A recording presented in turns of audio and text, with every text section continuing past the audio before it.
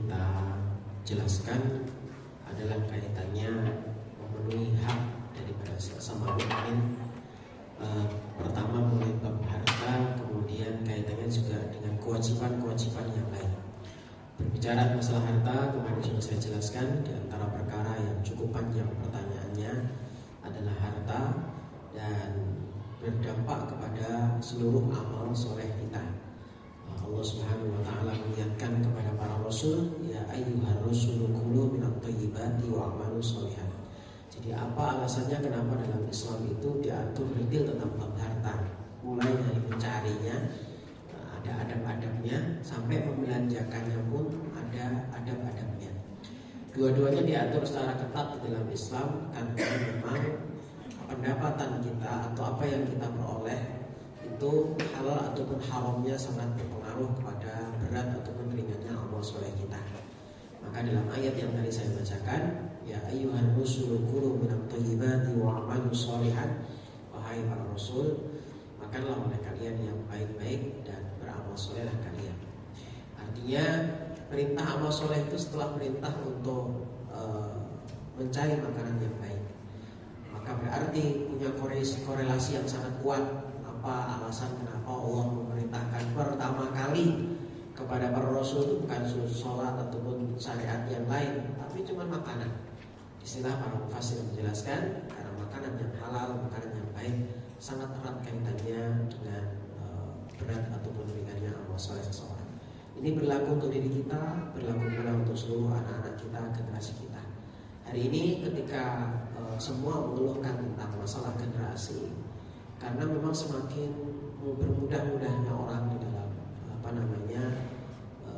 mencari ataupun tidak selektif di dalam mencari apa yang menjadi bagian daripada rezekinya. Hari ini maka jemaah sekalian, dampak tersebut amat sangat kita rasakan. Materi kemarin bukan untuk mengancam buat orang lain, itu melihat ada anaknya bermasalah pasti langsung kita vonis seperti makanannya tidak beres.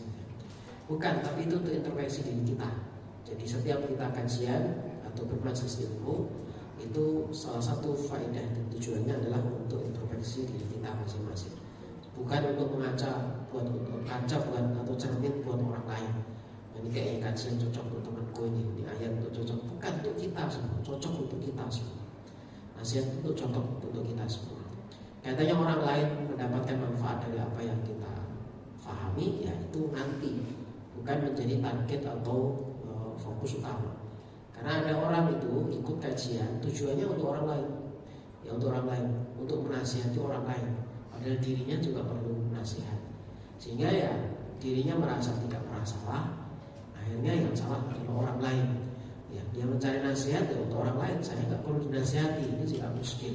Ini adalah satu problem yang hari ini sering terjadi pada diri kita. Jamaah sekalian, hak-hak yang lain kemarin juga kaitannya dengan masalah memberikan maaf, ya, itu juga merupakan hak saudaranya, menyapa, ta'aruf dengan baik, ya, empati, adanya simpati, itu juga bagian hak sesama mukmin. Islam mensyariatkan salah satunya dalam surah Al-Hujurat secara lengkap bagaimana kita ini disuruh bersaudara, semangatnya itu bersaudara. Maka karena syaitan senantiasa ingin kita ini ya gak bersaudara. Apa sebab? Kalau kita sendirian gampang disesatkan. Kalau kita sendirian mudah tergelincir. Kalau kita sendirian berat masuk surga. Surga itu dimasuki rombongan jemaah, bukan sendiri-sendiri. Ya, sehingga kalau kita kapling sendiri surga dan mengeluarkan saudaranya dari tempat kebaikan itu ya sangat disayangkan. Malah kita bisa tercikal dari surga. Surah Az-Zumar itu artinya kan rombongan. Masuk neraka yang rombongan, masuk surga yang rombongan. Tidak ada sendiri-sendiri sama sekali. Yang sendiri-sendiri itu hisab. Yang sendiri-sendiri itu hisab. Saat kita di hadapan Allah disidang sendiri-sendiri. Setelah selesai vonis barulah nanti cari-carian, cari pembela, ya sampai terjadilah kebangkrutan amal itu karena banyak orang yang nyariin ini gara-gara fulan, ini gara-gara ini. Akhirnya orang itu bangkrut. Ya, jadi nanti vonis terakhir ya nanti di mana setelah kita dipersilahkan untuk mencari pembela. Nah, kita ini berkumpul berjamaah itu ya salah satunya untuk mencari pembela jemaah di dunia supaya nanti ada yang ngurusi fardu kifayah kita, ya, mendoakan kita, melanjutkan amal soleh kita. Kalau tidak demikian jemaah sekalian, tidak ada yang mau melanjutkan amal soleh kita. Selesai tatkala kita meninggal ya selesai amal itu. Maka kita perlu bersaudara, teman yang melanjutkan amal solehnya, teman yang melanjutkan silaturahimnya, anak-anak yang melanjutkan sujud rukuk kita, anak-anak yang melanjutkan amal soleh orang tuanya. Nah harus begitu. Jadi kita ini tidak sendirian. Sama ke masjid sendirian, ngaji sendirian. Saya bilang sama bapak-bapak juga demikian. Ya selalu diingatkanlah meskipun berat hari ini ngajak generasi ke masjid, ngajak generasi ngaji. Kalau kita mau jujur sebabnya karena kita sendiri. Sama terlalu banyak memberikan kesibukan urusan di luar, ya bagaimana dia bisa punya peluang waktu untuk kesempatan untuk belajar agama. Kan kita sendiri yang membuat sibuknya. Ya, kenapa kita sendiri yang membuat sibuk? Ya karena kita banyak tekanan kanan kiri, tuntutan sana sini, anak harus ini, anak harus itu. Kita nggak kuat kan, dituruti semua. Padahal kita nurutin omongan orang nggak pernah selesai. Ya, nggak pernah selesai. Nggak akan pernah bisa sama anak kita dengan orang lain. Teman sekalian, kadang anakmu jadi apa kalau begini? Dulu saya dibilangin bapak saya, anakmu jadi apa semuanya di pondok? Ya jadi orang. Ya, memang berubah jadi jin. Nah, tetap jadi orang. Jamaah sekalian Allah muliakan, rahimahullah. Siapa yang menjamin kalau tidak di tempat tersebut ataupun sebaliknya lah? Ya, jangan kalau sudah merasa di pondok atau apa tidak juga, tidak menjamin. Semua tidak menjamin. Jamaah sekalian. Tapi tadi kita tidak bisa soleh sendirian, sholat sendirian, ngaji sendirian, yang lainnya tidak terus. Kita butuh orang sendirian. Kita justru memberikan fasilitas untuk mereka. Mohon maaf ya saya kalimatnya mungkin menyinggung atau apa ya, tapi ini realita. Kita membelikan mereka UKMC yang seksi-seksi, kan uang kita semua. Ya, nggak bisa sama sekali masuk surga sendirian itu nggak bisa, sampai dijegal nanti. Kenapa saya dulu nggak dikasih tahu di dunia? Kenapa nggak tegas dengan saya? Itu nanti kita dituntut jemaah. Laki-laki disebut dayus. Dayus itu bukan orang jahat, jemaah. Orang soleh. Dayus itu rajulun soleh. Alladzi yuqirul khubusa fi ahli, yang mendiamkan adanya kemungkaran dalam keluarganya. Itu bukan orang tidak baik, orang soleh tapi tidak mau jadi muslim. Nah itu juga hak orang lain. Hak orang lain itu ngasih nasihat, memberitahu, mengingatkan, itu hak orang. Kita nggak bisa masuk sendirian. Atau hak orang lain itu jamaah sekalian, kita ini harus banyak merangkul orang lain untuk ke surga, ke jalan kebaikan. Nah, kalau ada teman sudah mulai belajar agama, ya jangan musuhi jemaah sekalian. Hanya sekedar mungkin berbeda cara pandangnya dalam sesuatu yang mungkin masih bisa kita berlapang dada. Ya, jadi semangat kita itu bersaudara. Al-Hujurat menggambarkan begitu. Maka ada bab tabayyun di Al-Hujurat itu yang klarifikasi, cross check kebenaran. Benar-benar kok tabayyun itu benar-benar caranya tabayyun. Ya. Kemudian islah, ada bab islah, fa aslihu baina akhawaykum wa in ta'ifatani minal mu'minina iqtatalu fa aslihu bainahuma. Itu dalam Al-Hujurat semua itu. Al-Hujurat juga menyadarkan kita ini berbeda bangsa, suku, beda karakter, watak, kepribadian, sukunya beda-beda. Surabaya kalau nyemprit polisinya prit, kalau Solo prit, beda-beda karakternya, wataknya. Ya. Nah itu jamaah sekalian, ya Allah mengajarkan kita dari Solo beda, pasti akan ada konflik karena beda. Ya, ini penting jamaah sekalian. Jadi memahami itu hanya kita mau islah dikit-dikit, jangan langsung termakan isu apa akhirnya kelahi. Ya, hari ini jamaah sekalian banyak orang kelahi itu karena termakan isu, karena banyak orang terpecah belah itu gara-gara berita. Berita itu kategorinya fasik jemaah. Kalau fasik itu datang kepada kita, maka kita tidak boleh 100% percaya. Itu sudah kita pelajari. 50-50. Bisa jadi benar, bisa jadi hoax. Ya, apalagi zaman hari teknologi yang super canggih. Saya pernah buat challenge itu. Kemarin dibuatkan video saya jualan hutan. Ya, ternyata bisa dibuatin. Padahal saya nggak pernah rekaman jualan hutan. Oh, hari ini teknologi ya. Ya, Orang nggak pernah ngomong apa dibuat ngomong apa, percaya gitu kan. Dokter Terawan, mantan Menteri Kesehatan, jualan obat pembersih usus. Hakim jualan apa gitu. Kerjaannya AI semua. Ya nggak pernah buat video kayak gitu, ngomong kayak gitu nggak pernah, tapi bisa. Jangankan orang-orang bicara, foto aja bisa berbicara. Hari ini kita kangen ibu kita ngomong sama kita, kita buat tuh foto yang lamanya ibu kita, orang tua kita dimasukkan. Kita kangen dengan suami kita, dengan istri kita, dengan anak kita, ya itu masya Allah sama sekalian. Dibuatlah video-video yang kayak ngomong, kayak bicara. Ini penting untuk kita sama-sama pahami tentang ini. Semangat kita itu bersaudara. Jangan gampang memecah belah. Hak saudaranya itu yang disapa, hak saudara kita itu diberikan. Jangan dikit-dikit kita ngambek dengan sesama mukmin. Rangkullah sebanyak-banyaknya orang itu ke dalam surga. Coba sekalian yang Allah muliakan, rahimakumullah. Kita pada pagi hari ini akan melanjutkan kepada kaidah yang berikutnya. Kaidah kali ini tentang bab musuh ya. Ngapain Ustaz belajar tentang musuh? Tidak ada kebaikan itu yang tidak ada musuh. Itu harus kita pahami ya. Tidak ada kebaikan itu yang tidak ada musuhnya. Sampai kan hari ini beramal soleh. Beramal soleh itu baik atau buruk? Nah, saya beritahu, berarti akan ada musuhnya. Nabi itu semulia apa akhlaknya? Tidak ada yang menandingi akhlak Nabi SAW. Tapi beliau itu ada musuhnya loh. Banyak. Nah, apalagi kita ini siapa? Memahami tentang musuh itu penting. Jadi dalam Islam itu belajar itu harus paket cuman. Belajar tentang lawan, belajar tentang kawan, belajar pula tentang lawan atau musuh. Belajar tentang obat, belajar juga dengan lawannya. Kalau petani, dia belajar pupuk, tukang pupuk, satu lagi belajar tentang hama. Capek-capek pupuk tapi nggak ngerti hama. Kesel ya, sudah saya kasih pupuk subur semua, daunnya hijau-hijau, kok tambah lama seneng hijau-hijau, ya kan? Nah, gitu. Nah, itu sebuah konsekuensi. Malah dipertanyakan kalau kita nggak ada musuh.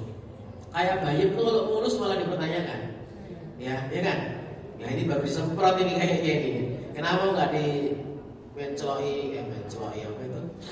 Dihinggapi itu loh, ya. Bolong-bolong, ya. Malah jangan-jangan habis semprot kok nggak mau gitu loh. Yang mau malah manusia, ya kan? Kita sukanya yang kayak gitu-gitu ya. Yang nggak pernah ada sama sekali musuhnya. Ibu tahu mangga yang manis itu? Bekasnya kelelawar. Dia nggak pernah salah pilih. Codot, ya. Codot. Bukan codot nasi ireng, bukan. Codot beneran codot. Ya memang ireng ya. Kalau codot nasi ireng sarungnya ketinggalan di atas. Itu salah pilih dia pasti. Kuning dianggap manis ternyata kecut. Jadi kalau kamu lihat mana yang manis buah tersebut, salah satunya yang diincar musuh, pasti dipilih yang bagus-bagus sama dia. Tahu dia. Begitulah jalan kebenaran. Sampai melihat hari ini moncong senjata musuh itu ngarahnya ke siapa? Kok nggak disukai orang? Nggak disukai musuhnya. Malah dipertanyakan kalau musuh akrab sama kita, ada apa di balik rempeyek itu? Ada udang, ada kacang hijau, ada kacang kedelai. Pasti ada sesuatu. Kenapa kok musuh kok mesra banget gitu? Ada apa ya? Ada apa di balik itu? Oh, di baliknya ada Pajero, ya ada. Oh, di baliknya ada pom bensin, ya ada seperti itu. Musuh sangat akrab. Jadilah orang munafik tanpa sadar menjadi musuh dalam selimut. Awalnya kita bersama, tapi musuh deket-deket dia jadi musuh juga, tapi tidak kelihatan karena kemulan, selimutan. Nah itu kita harus kenali ayat-ayat tentang bab musuh. Salah satunya di sini dalam kaidah ini disebutkan dalam surat An-Nisa ayat 44, ayat 46. Ini contoh tentang salah satu jenis musuh.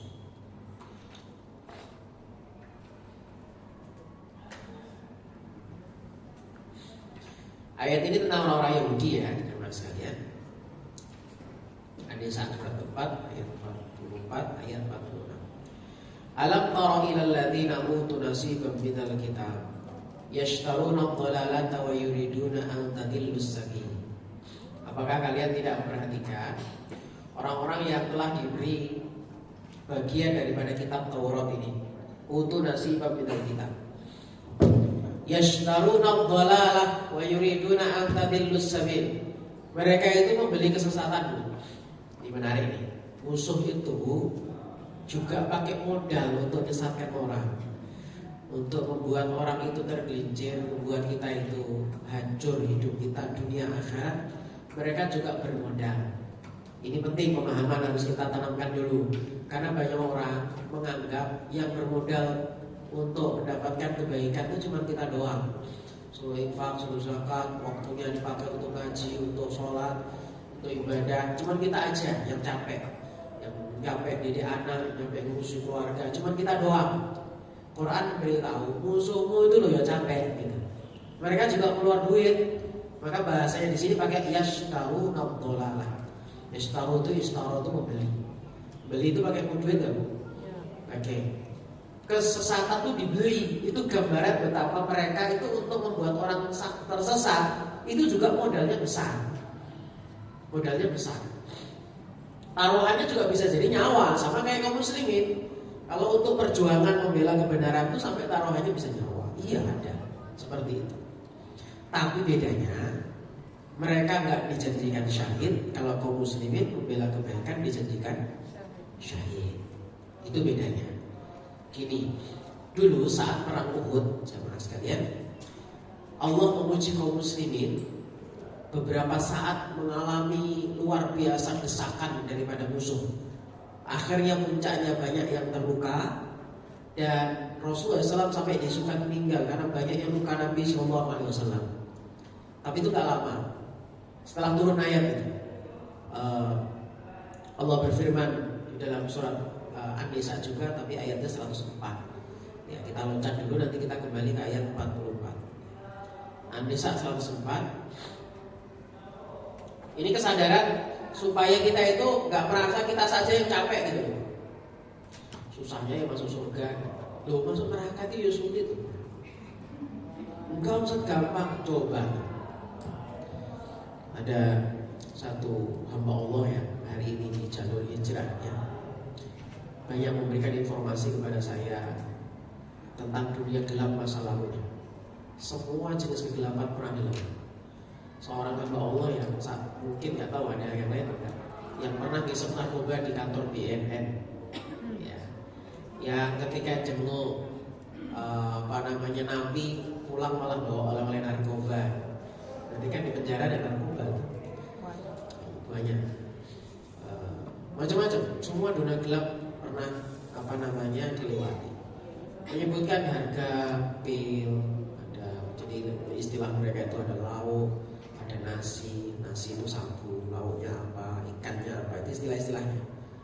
Ya, ini harganya berapa? Ya, mau bagus minimal harganya di atas 1 juta lah. 1 biji butir ekstasi. Kalau agak bagus dikit sebiji, itu harganya segitu. Sebelum lagi sabu segramnya berapa? Berarti untuk hal yang seperti itu mah uangnya nggak sedikit jemaah sekalian. Maka motif orang jualan itu ada dua. Satu, ngamankan stok karena dia memakai. Yang kedua, karena memang dia perlu duit. Karena kalau sudah candu untuk cari barang itu kan mahal. Sehingga apapun dilakukan gimana supaya dapat. Ini contoh betapa perkara buruk pun itu perlu modal. Maling, dia harus begadang. Ya, dia harus nahan, betul kan? Sama halnya dengan orang tahajud. Jadi jangan anggap orang tahajud aja yang melean capek. Enggak, maling gak capek. Bahkan risikonya mati, benar kan? Ini penting. Bahwasanya yang capek itu bukan kita doang, musuh juga capek. Ayatnya 104 ini. Surat berapa tadi? Surat An-Nisa. Coba ibu dibaca ada yang bukan terjemah. Surat 4 104. Oke. Coba. Bismillah. A'udzubillahi minasyaitonirrajim. Dan janganlah kamu berhati lemah dalam mengejar mereka, musuhmu. Jika kamu menderita kesakitan, maka ketahuilah mereka pun menderita kesakitan pula. Sebagaimana kamu rasakan, sedang kamu masih dapat mengharapkan dari Allah apa yang tidak dapat mereka harapkan. Allah Maha Mengetahui, Maha Bijaksana. Jadi Allah katakan, wala tahinu fi ibtigha'il qaum. Jangan putus asa mengejar musuh. Kita ini sama-sama capeknya. Musuh tuh ngejar kita ya capek. Nah, kita juga ngejar dia ya capek. Saya juga capek. Musuhnya capek kok, gitu ya. Kata Allah. Saat itu kan memang sudah terdesak kita. Pasukan yang dipimpin Khalid bin Walid saat itu masih belum masuk Islam kan menekan dengan luar biasa. Satu aja itu musibah terjadi karena pasukan di Jabal Rumah 50 pasukan pemanah nggak mau taat sama Rasulullah, turun, ya kan? Allah kasih ujian, amparan. Ini loh gara-gara nggak nurut sama Allah dan Rasulnya. Ya, nah itu jamaah sekalian, Allah kasih motivasi, ayo, ini sebentar lagi mereka pulang kok. Yang penting sampean sabar. In takunu ta'lamuna fa innahum ya'lamuna kama ta'lamun. Kalau kalian merasakan capek, lelah, sakit, terluka, tahu nggak? Mereka juga sakit, capek, lelah, terluka. Wes, kita kuat-kuatan sekarang. Sama-sama capeknya. Bedanya apa? Tarjuna minallahi ma la yarjun. Anda punya harapan di sisi Allah yaitu surga. Mereka nggak punya harapan apa-apa. Cuma dijanjiin Abu Jahal dapat apa, dapat unta berapa. Wes itu tok. Dari Allah mereka nggak dapat apa-apa. Sementara Anda dapat surga dari Allah. Ayo lanjut, semangat. Dan terbukti mereka juga pulang kan. Nah dari situlah nanti kita bisa belajar perang Uhud itu kaum muslimin mengalami kekalahan ataupun kemenangan. Kalau menurut TPU pas perang Uhud itu menang atau kalah? Ya Bu? Kalah. Alasan kalahnya kenapa? Karena gini, satu penyerangan disebut menang. Salah satunya ketika misinya berhasil. Sekarang kita lihat misi orang musyrik dalam peperangan itu berhasil atau tidak? Berhasil atau tidak? Rasulullah meninggal nggak? Dakwah berhenti nggak? Berarti gagal mereka. Gagal. Mereka kalah. Fathu Mekah terjadi kan? Mereka balik kampung kota Mekah kan? Dan semua orang masuk Islam secara berbondong-bondong. Kalau perang Uhud itu mereka itu menang, maka Islam berhenti, nggak ada lagi Islam sampai sekarang. Maka Rasul berdoa di perang Badar, di perang sebelumnya, Allahumma intuh nikah hadhihi isabah lam tu'bad abadan. Ya Allah, jika engkau mengalahkan pasukan kecil kami ini, maka engkau tidak akan pernah lagi disembah di muka bumi. Dan sejak perang itu sampai perang berikutnya, Rasulullah SAW mungkin sekali mengalami kekalahan, tapi nggak sampai selesai peperangan. Kalau selesai peperangan, jamaah sekalian, mereka ya sudah berhasil memberhentikan dakwah dan mereka tinggal di situ. Ngapain balik kampung? Mereka nggak bisa ngerebut kota Madinah. Di mana letak kemenangan? Kota Madinah nggak bisa dikuasai ya mereka. Mereka pulang kampung, pulang kecapean Bu. Ternyata kita lawan kita ini nggak bisa capek kayaknya. Itu kata musuh. Padahal dia sama-sama capek. Kenapa kok kelihatan nggak bisa capek? Allah motivasi dengan ayat ini. Wala tahinu fi ibtigha'il qaum. Kamu jangan capek mengejar musuh. Musuhmu lagi capek itu sama. Kalau kamu merasakan capek, kalau kalian capek, musuh juga capek. Bedanya engkau punya harapan yang tinggi, surga itu dari Allah. Mereka tidak punya harapan apa-apa. Itu kesadaran pertama. Jadi jangan merasa kita yang beramal soleh, kita berbuat baik, kita yang hari ngaji itu yang itu saja yang capek. Orang-orang kok kelihatannya enak, enggak, kok capek Bu. Tahu? Saya sering mendengar keluh kesah kalimat saya capek Ustaz. Yang ngomong itu uang di rekeningnya masih ratusan juta, rumahnya besar, anaknya ada, pasangannya ada, punya bisnis besar, tapi ngomongnya Ustaz saya capek. Berarti yang capek ternyata bukan orang yang gak punya rumah aja. Ya, kita ini sering bilang capek, rekening kita kadang masih ada loh. Makanya kita ini sebenarnya sama-sama capek, gitu loh. Cuman bedanya kalau capeknya dalam ketaatan, kita punya janji dari Allah yaitu surga. Gitu aja. Tapi kalau capek dalam kemaksiatan, ya sudah, janji yang berikutnya. Tempat selain surga gak ada lain kecuali neraka. Mau capek di mana? Mau harta kita sama-sama keluar banyak-banyak. Homer. Saya pernah diceritain oleh satu vendor perusahaan BUMN di Balikpapan ini, untuk mencairkan, maaf ya, terus terang ya sama. Karena dia waktu itu ditekan kalau mau cair duitnya, ya minta fee. Fee-nya nggak perlu duit, tolong bawain Homer dari Jakarta, hand carry. Satu botol Homer harganya 65 juta. Minta 3 botol si bapak untuk mencairkan invoice-nya. Itu biasa macam ternyata. Tahu, ini tanda tangan, ini pulpen ini beli gitu. Ngomong sama yang minta cairkan. Oh iya bos, siap, nanti kita transfer. Tolong bilangin bosmu ya, pulpen ini beli kita. Oh iya, siap. Maksudnya minta. Zaman sekali mau belikan, ternyata Homer itu mahal.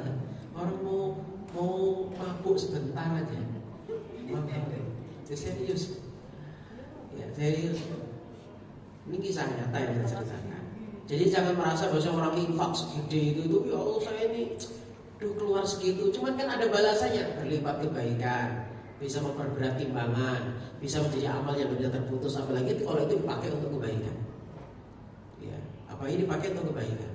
Saya sering bilang seperti alat-alat seperti ini. Ini kan dipakai streaming, dipakai apa, beli untuk masjid, ya atau apa. Jadi kalau orang mendengarkan tausiah ini nggak bisa hadir di ruangan ini, kan yang membelikan ini kan mengalir kebaikannya. Ya, dia nggak bisa dakwah dengan ceramah, tapi dia bisa dakwah dengan yang lain. Nah ini sama-sama keluar duitnya berapa? Oh harga yang kameranya agak bagus dikit sekian juta. Ya harga iPhone 14, 18 atau apa, contoh begitu. Sama-sama keluarnya, cuman bisa berbeda. Yang satu punya harapan dari sisi Allah, yang satu cuma habis begitu saja dan habis lagi gitu ya. Maka Masya Allah teman sekalian, ini poin pertama. Kita kembali ke surat An-Nisa lagi. Ayat berapa tadi? 44. Yaitu kebatilan itu pun juga ishtaro, beli dia. Untuk menyesatkan orang itu pakai kalimat ishtaro, pakai modal. Oke, ayat 45 ya. Wallahu a'lamu bi'a'daikum. Kaidahnya di sini. Tapi Allah itu dan Allah itu tahu, lebih tahu siapakah musuh-musuh kalian. Wa kafa billahi waliya wa kafa billahi nasira. Dan cukuplah bagi Allah itu kepada Allah kalian itu pelindung, sebagai pelindung kalian, dan cukuplah bagi Allah itu penolong kalian. Apa pelajaran dari ayat 45 ini? Memang Allah menghadirkan musuh itu, yang menghadirkan itu Allah. Tujuannya apa? Supaya sampai bersandarnya ke Allah, minta tolong ke Allah. Jadi Allah itu ingin melihat kalau hadirnya musuh itu kita ngapain? Malah mepet-mepet dia. Mepet-mepet itu berarti ngakarap-ngakarapin musuh. Atau kita berlindung, saya nggak bisa kerjasama sama dia. Terus gimana supaya saya selamat? Minta tolong sama Allah. Menjadikan Allah sebagai wali kita, penolong kita, menjadikan Allah sebagai nasir. Ya. Dan ayat ini memberitahu kepada Rasulullah, Allah tuh tahu musuh kalian siapa. Kalian cuma berlindung aja sama Allah. Jangan mepet-mepet sama dia. Allah tahu musuh kalian siapa. Wallahu a'lamu bi'a'daikum. Minal ladzina hadu. Nah, di antara musuh itu adalah orang-orang hadu. Yuharrifunal kalima am mawadhi'i. Ini orang Yahudi ya. Kerjaannya itu merubah kalimat dari tempatnya. Mutak-mati ayat. Orang-orang liberal. A ditaruh ke Z, Z ditaruh di posisi A. Akhirnya halal dibilang haram, haram dibilang halal. Itu kerjanya Yahudi. Allah memberitahu sebaik apapun Yahudi itu musuh. Ya. Meskipun nanti kepada orang kafir, jemaah sekalian, sikap kita ada dua. Sikap kita untuk orang kafir itu dua. Kalau untuk yang memerangi kita, ya kita tidak boleh akrab dengannya. Tapi untuk yang tidak memerangi kita, kita boleh berbuat baik kepadanya. Itu dijelaskan Allah Subhanahu wa taala di dalam surat Al-Mumtahanah ayat 8 dan ayat 9. Saya bacakan artinya aja karena waktu. Al-Mumtahanah. Surat berapa Al-Mumtahanah? Ya, 60. Ayat 8 dan ayat 9. Ini Allah ingin menunjukkan tentang jenis orang kafir. Jadi sampai gimana loyalitas kita? Apakah sampai cium kepalanya, sampai apa gitu ya? Ini kita lihat yang gimana orangnya. Allah tidak melarang kamu untuk berbuat baik dan berlaku adil terhadap orang-orang yang tiada memerangimu. Kalau dia nggak memerangi kita, maka kita boleh berbuat baik dan berbuat adil. Adil itu gimana? Kalau itu orang tua kita, ya tetap berbuat baik. Ini kan kisah ketika istri daripada Abu Bakar, mantan istri Abu Bakar, kan tak mau masuk Islam kan? Berarti ibundanya Asma binti Abu Bakar kan? Salah satu istri Rasul, Asma binti Abu Bakar. Itu sowan ke Madinah, pengen nengok putrinya. Digulung tuh karpetnya Rasulullah. Nggak boleh, ini karpetnya Rasulullah, sampai nggak boleh dulu di sini. Turunlah ayat ini. Tidak mengapa kalau ada orang kafir yang nggak merangi kamu, berbuat adil itu kan makmu, itu ibumu. Nggak apa berarti saya ngobrol sama dia, nggak apa jangan ngobrol. Ya kita jenguk saat sakit, kita bawa dia ke rumah sakit, kerja bakti bersama dia dalam urusan duniawi silakan. Ya batasannya dalam urusan agama. Kalau urusan agama ya nggak boleh kita bawa ke rumah ibadah kita pun nggak perlu masuk rumah ibadah dia, gitu ya. Nggak perlu kita bawa mereka ke masjid, nggak perlu kita pun dipaksa ke gereja. Ya lakum dinukum waliyadi. Imam Malik itu marah ketika muridnya izin ngantar seseorang. Setelah diketahui ternyata mengantarkan orang ke gereja. Imam Malik mengatakan, andaikan aku tadi tahu kau mengantarkan orang ke gereja saja, tidak akan pernah mengizinkan kamu. Nah itu urusan keyakinan, ya sana ya berangkat sendiri. Tapi kalau ngantar ke pasar silahkan. Ya, tidak masalah. Kasih hadiah tidak masalah. Yang penting tidak terkait dengan hari-hari di mana mereka punya keyakinan itu. Ya kasih hadiah kapanpun saja. Karena nanti takutnya balas budi mereka, kita harus terpaksa memberi saat mereka Lebaran. Karena mereka dengan alasan memberi hadiah kita saat Lebaran. Kalau mereka memberi kita saat Lebaran, itu kan mereka di agama mereka tidak ada larangan. Tapi di keyakinan kita kan berarti kita menggembirakan ritual mereka. Ya sudah, kasih hadiah jangan terikat dengan momentum-momentum tertentu. Kapanpun ya kirimi makanan boleh. Kalau terkait masalah hadiah makanan, Ibunda Aisyah mencontohkan. Beliau makan hadiah-hadiah dari orang yang kafir itu buah-buahan. Kalau khawatir itu masakannya dari bejana-bejana yang tidak ngerti tentang kesuciannya. Tapi kalau jelas itu dari catering yang halal, yang umum, ya diperbolehkan kita makannya. Kemudian tidak menggunakan alat-alat makan mereka, kita sudah jelas, ya. Karena jelas najisnya, karena tidak bisa mereka toharoh dengan sempurna. Itulah kenapa orang mu'alaf Rasul Islam tetap suruh mandi janabah, mandi wajib. Karena mereka sebersih apapun, sewangi apapun, ya tetap najis. Innamal musyrikuna najasun. Sesungguhnya orang musyrik itu najis, nggak boleh masuk masjid dan sebagainya, gitu ya. Nah baik, jamaah sekalian Allah muliakan, di surat Al-Mumtahanah itu memberikan nasihat demikian. Tapi kalau di ayat-ayat awalnya surat Mumtahanah, Allah menyebutkan kebalikannya. Wahai orang-orang yang beriman, janganlah kamu mengambil musuhku dan musuhmu menjadi teman. Ini siapa yang dimaksud? Orang kafir yang memerangi kita. Jelas-jelas memerangi kita, suaranya tegas memerangi kita. Dan ini berlaku untuk tokoh-tokohnya, pembesar-pembesarnya. Tapi kalau kroco-kroconya, ya dia kan tidak tahu apa. Ya sudah, mungkin dia bagi tetangga kita atau apa. Ya jangan disamakan, karena mereka hanya menjalankan makar. Berbeda dengan bos-bosnya yang punya makar.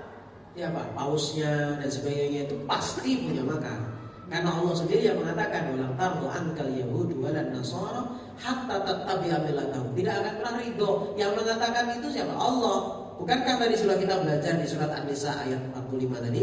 Allah itu lebih tahu musuh kalian. Yang tahu kalau dia benci kepada kita siapa? Allah. Maka Allah kasih tahu kita, jangan jadikan mereka sebagai teman dekatmu, so akrab sama dia, begitu ya. Padahal udah jelas permusuhannya, makarnya kan jelas. Nah, misionaris itu apa yang mensupport dananya siapa? Vatikan bukan? Dan itu jelas nyata, gitu loh. Gak boleh dijadikan kawan. Nah, Mas. Tapi kalau bapaknya ini mereka orang penganut biasa, ya maka berlaku itu ayat 8. Ya. Tapi kalau yang sedang pemimpin, orang punya kebijakan penentu, mereka yang punya makan, maka berlaku ayat pertama. Masih dalam surat Al-Mu'minun. Nah, itu musuh. Nah, secara garis besar, jamaah sekalian, musuhnya orang-orang yang berbuat baik itu Allah jadikan nomor satu itu sebenarnya adalah iblis. Musuh dia nomor satu itu adalah iblis. Penegasan bahwasanya iblis itu adalah musuh Allah jelaskan di dalam surat Fatir ayat yang ke-6, surat 35 ayat yang ke-6. Ini penegasannya.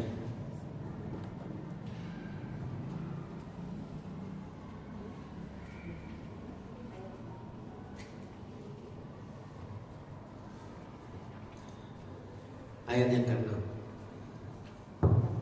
Bismillah. A'udzubillahi minasyaitonirrajim. Sungguh setan itu musuh bagimu, maka perlakukanlah dia sebagai musuh. Karena sesungguhnya setan itu hanya mengajak golongannya agar mereka menjadi penghuni neraka yang menyala-nyala. Allah sendiri yang lebih tahu musuh untuk kita itu siapa, memberitahu lewat ayat ini. Jadi Allah itu ketika memberitahukan kepada kita musuh itu detil, sak kelakuan mereka, sak makar-makarnya. Ya Allah katakan inna syaitana lakum aduwwun.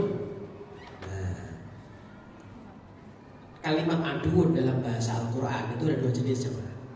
Yang satu bertanwin, yang satu beralif lam. Kalau bertanwin itu musuh yang masih umum.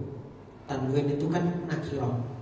Tapi kalau alif lam, musuh yang jelas dan wajib kamu tahu. Alif lam itu menandakan perhatian lebih khusus. Alif lam ta'rif itu, alif lam.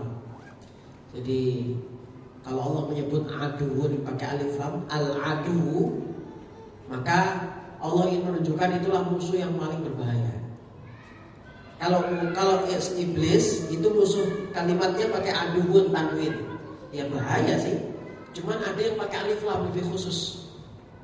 Jadi kalau saya bilang babun pintu pakai tanwin, maka itu umum. Tapi kalau saya bilang al-babu khususnya lebih spesifik karena sudah ada alif lamnya. Namanya alif lam ta'rif, alif lam ma'rifah. Sesuatu yang belum tahu akhirnya jadi tahu. Sama dengan aduun berubah jadi al-adu. Contoh, Allah Subhanahu wa taala berfirman dalam surah Al-Munafiqun ayat berapa itu? Humul adu ayat keempat.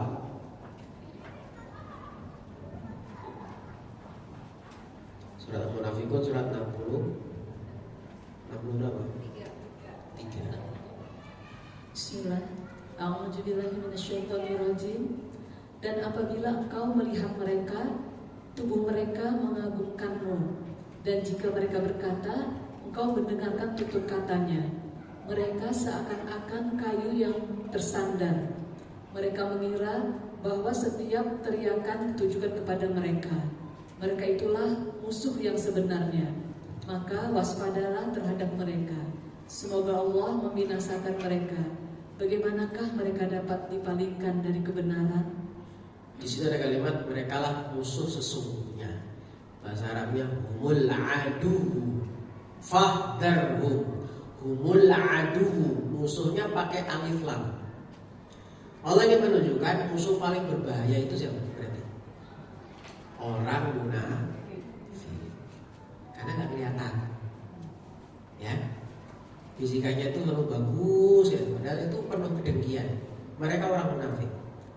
Makanya Allah ketika menjelaskan munafik itu detil, rinci. Bahkan ada nama satu surat sendiri, surat Al-Munafiqun. Di awal Al-Baqarah, jamaah mendapati ayat tentang munafik itu 13 sendiri. Jadi mulai ayat awal itu cerita 4 ayat tentang orang-orang beriman. Alif Lam Mim dzal kitab itu orang beriman. 2 ayat bercerita tentang orang kafir. Dan 13 ayat berikutnya bercerita tentang orang munafik. Itu bagian awal pertama surat Al-Baqarah. Mulai dari Alif Lam Mim. 4 bercerita tentang orang mukmin. Cirinya orang mukmin itu apa? Alladzina yu'minuna bil ghaib. Itu cerita tentang orang beriman. Habis itu berita tentang orang kafir. 2 ayat aja. Tapi kalau orang munafik 13 ayat. Ya, mereka dikatakan la tusidu fil ardh. Malah bilang kami ini orang yang suka membuat perbaikan. Oh, semua itu detail. Tidaklah Allah menjelaskan paling detail dalam Quran itu cerita tentang orang munafik.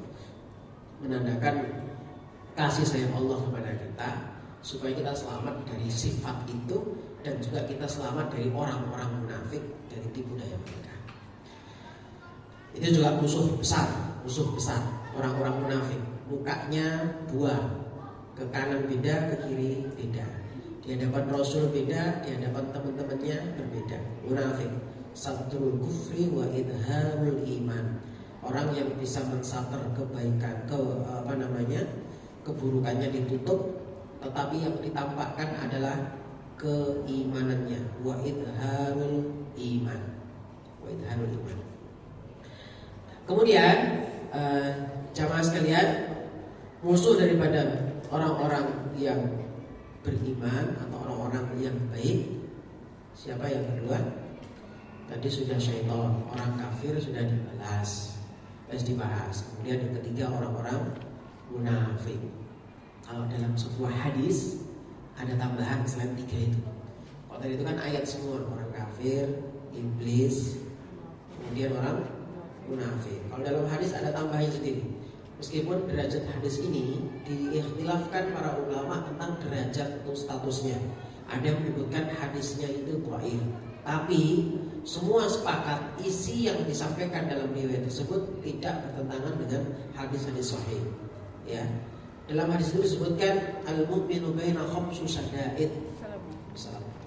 Orang mukmin itu di antara 5 kesulitan, 5 musuh.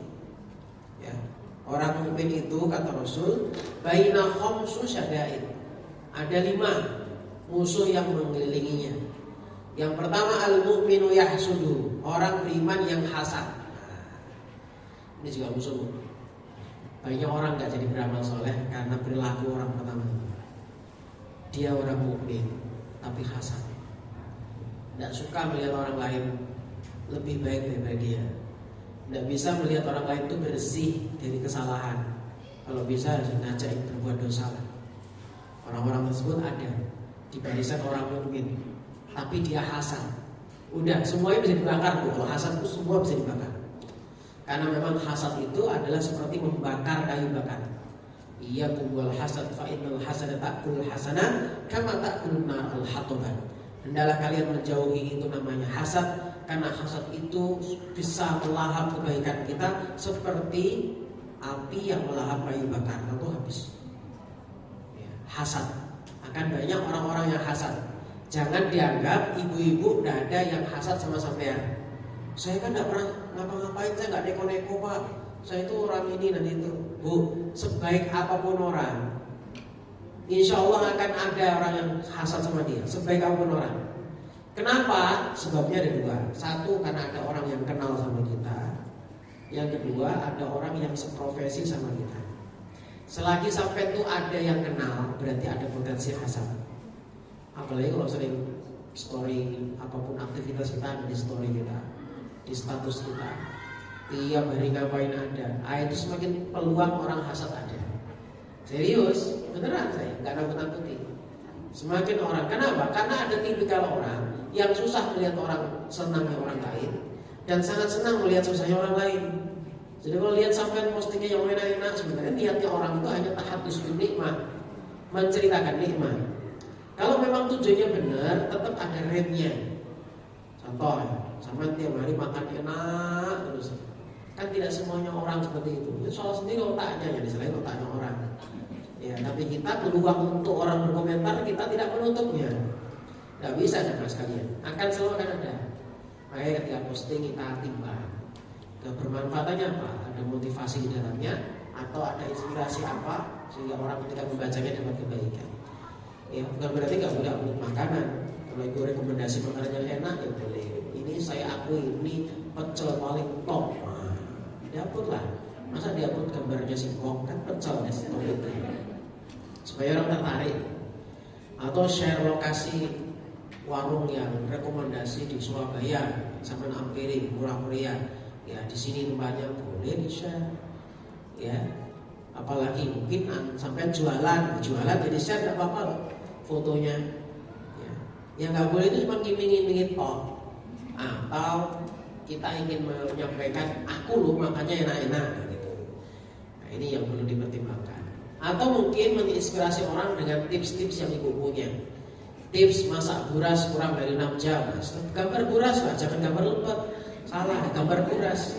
Ya, ya. Di share apa tipsnya? Ya pasti gambar buras. Gitu ya. Tips supaya masak daging kambing biar tidak kerengus sama tidak keras. Gitu ya. Ya di share lah. Ya gambar bukan gambar kambing ya, daging ya.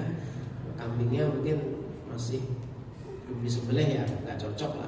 Ya diperbolehkan. Artinya tetap kita pikirkan, kita timbang dengan posting ini orang dapat pelajaran apa ya. Ya gitu.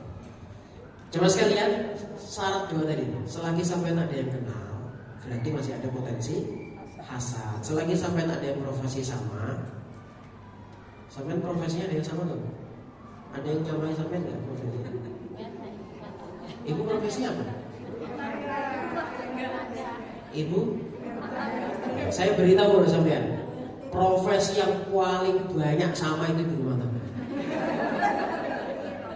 Berarti ibu rumah tangga peluang dihasatinya lebih banyak. Karena profesi itu paling banyak orangnya dibanding profesi yang lain masih terbatas. Kan syaratnya tadi selagi ada profesi satu kenal. Ya saya dulu pernah contohkan lah dalam beberapa majelis tentang masalah hasad. Kalau saya contohnya nggak pernah saya lupa. Ada orang naik mobil mewah, apalah contohnya Alphard atau apalah ya, Rubicon gitu.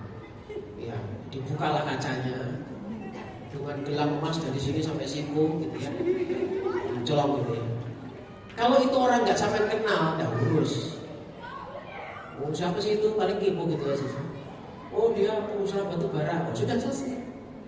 Tapi akan membuat panas dingin sampean. Kalau ternyata orang itu teman transmigrasi sampean. Kok bisa? Oh bedanya apa? Bedanya apa itu? Kan sama-sama naik Rubicon. Yang satunya tidak kenal, yang satunya ih kok dia sih? Itu dulu di kelas ngatuan orangnya.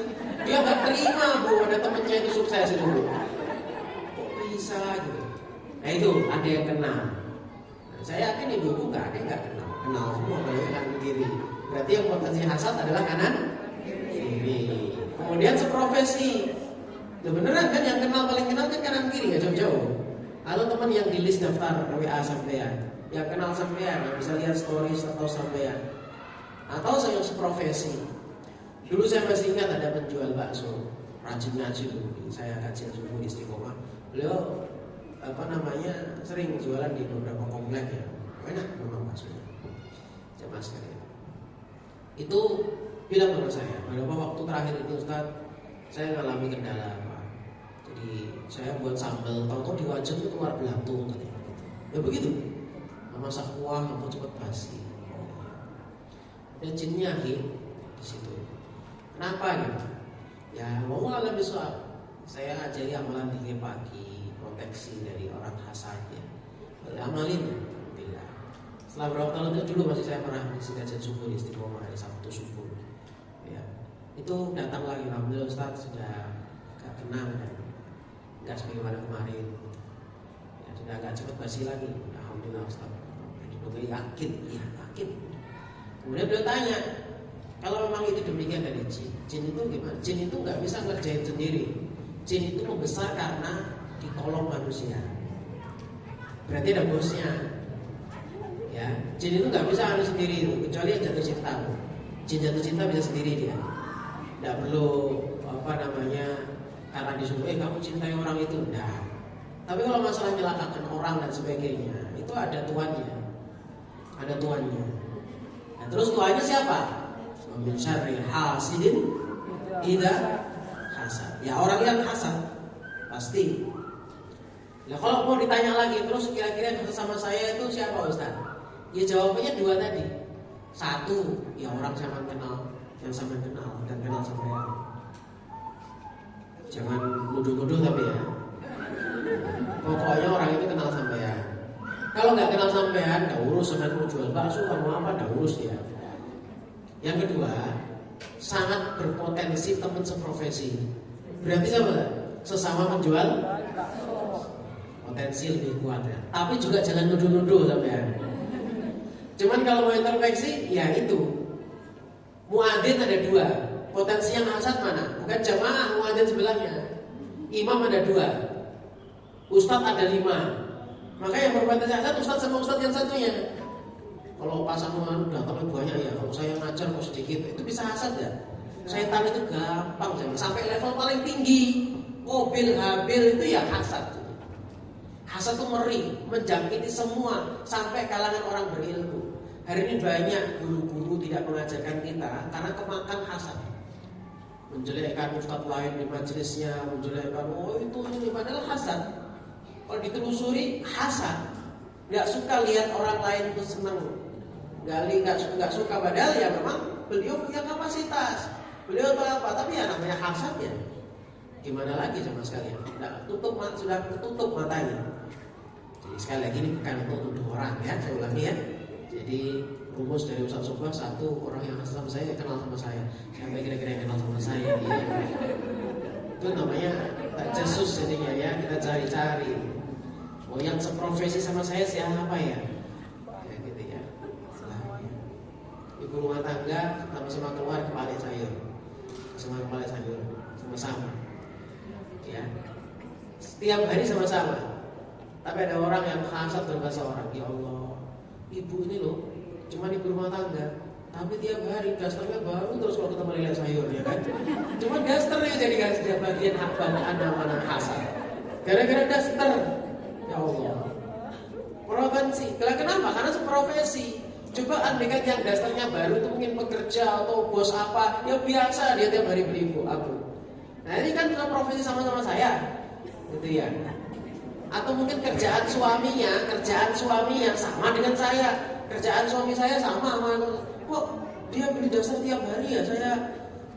Ibu mungkin lupa check out, mungkin bagaimana. Ya jamaah sekalian, intinya kita itu nggak ada musuhnya.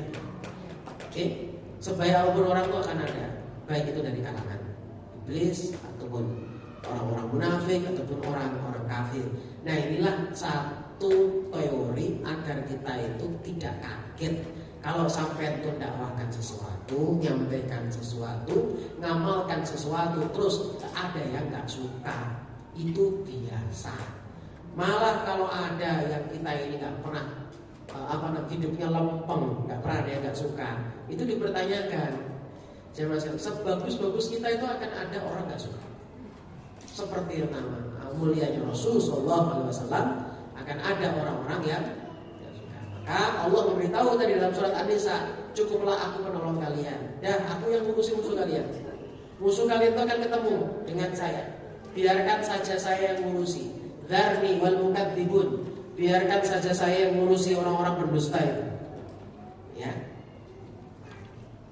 Ini satu kaidah dalam Al-Quran untuk memberikan pemuat kepada kita, sekaligus memberi motivasi, sekaligus memberi warning kepada kita semuanya. Konsekuensi kebaikan itu senantiasa akan ada reaksi-reaksinya. Ada yang keras, ada yang lembut, ada yang biasa. Tapi dijamin pasti akan ada reaksinya. Sama kayak ya, minum obat apa, pasti ada reaksi apa gitu ya. Itu konsekuensi sama sekalian. Karena tidak ada yang mulus-mulus begitu saja. Ya, kalau ada mulus-mulus tadi dipertanyakan, jangan-jangan dalamnya bosok, ya kan? Jangan dalamnya musuh. Justru yang dikeroai, yang diincar banyak musuh itulah yang justru ternyata terpilih, gitu ya. Terpilih. Nah, tinggal kita nanti berlindung dari musuh, berlindung sama Allah dan kita selamat dari musuh, berlindung dari syaitan, beri ta'awud ya, minimal a'udzubillahi minasyaitonir rajim, berlindung dari orang zalim. Rabbi najjini minal qaumidh dhalimin. Ya Allah, selamatkan kami dari orang zalim, selamatkan kami dari orang hasad, wa min syarri hasidin idza. Semua keburukan yang tadi saya jelaskan semua kita wajib berlindung. Ya Allah, bersihkan hati saya dari penyakit kemunafikan, jauhkan saya dari orang-orang munafik. Minta sama Allah sama sekalian, karena kita tahu musuh besar itu munafik. Allah sebutkan neraka paling dalam munafik. Sebelum menghadap orang kafir, munafik dulu yang dihadap. Liyu'adziballahul munafiqina wal munafiqat wal musyrikina wal musyrikat. Orang munafik fiddarkil asfali minan nar, di kerak paling bawahnya neraka. Udah di tempat yang paling panas munafik.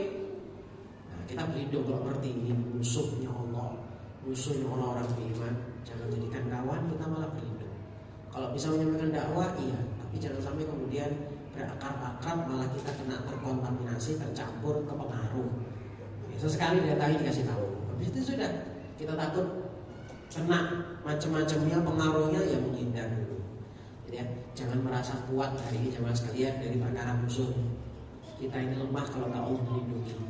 Bisikan kuat. Setan itu bisa membuat sampai punya niat sebelum tidur hilang dan berubah 180 derajat setelah sampai bangun. Serius nih. Kalau kita nggak berlindung dari setan kepada Allah, bisa repot kita. Maka dikit-dikit itu jangan hanya sekedar bismillah, tapi a'udzu billah dari apa? Minasyaitonir rajim. Kita harus banyak berlindung. Demikian jemaah sekalian apa yang saya bagi sebentar ini. Semoga memberi manfaat untuk kita semuanya. Kebenaran hanya datang dari Allah Subhanahu wa taala. Saya manusia biasa, mohon banyak dimaafkan. Ada satu pertanyaan? Ada yang bertanya?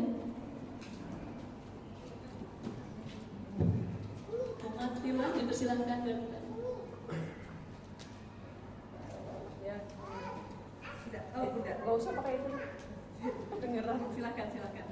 Bismillahirrahmanirrahim. Assalamualaikum warahmatullahi wabarakatuh. Pak Ustadz, ini mungkin masih berurusan dengan kemarin yang pilkada apa ya? Oh, yang tentang partai. Jadi pada suatu saat pas saya tidak ada di rumah, ada yang nelpon, Pak, Bu, itu tolongnya diterima, ada orang di depan rumah, gitu. Apa ya, dari siapa ya? Oh, dari ini. Habis itu mungkin saya lagi emosinya lagi tinggi atau gimana? Oh, maaf Pak, nanti kami tinggal aja ya di depan rumah, gitu. Tapi saya langsung jawab, oh maaf Pak, saya mau memilih netral aja, gitu. Jadi pada saat itu kan masih dalam kendaraan, maaf Pak, tolong jangan ditinggal, dibawa kembali aja, saya mau netral aja. Artinya kalau netral itu mungkin punya pilihan sendiri ya. Ya sudah, lewat gitu kan. Setelah itu beberapa saat yang lalu ada acara syukuran gitu. Syukuran terus ada yang bilang, kamu diundang enggak? Enggak, saya bilang.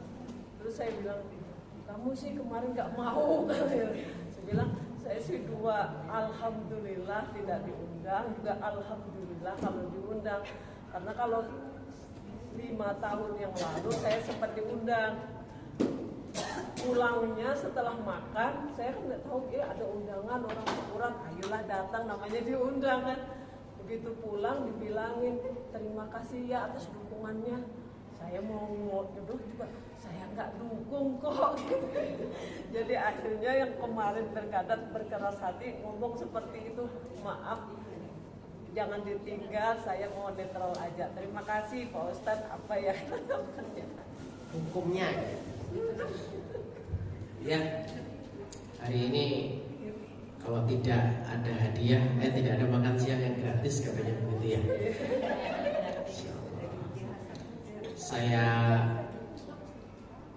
hati kita ini pasti memberontak ya sama sekalian kalau memang benar-benar bersih ya. Bersih. Ya paling tidak meskipun ada yang membolehkan untuk menerima, tapi minimal kita gunakan untuk yang lain.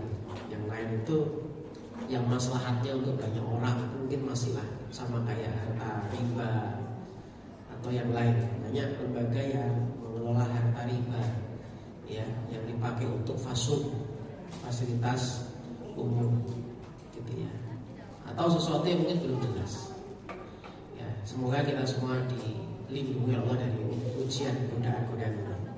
Karena banyak hari ini segala sesuatu itu bisa merasa ada yang bisa membeli.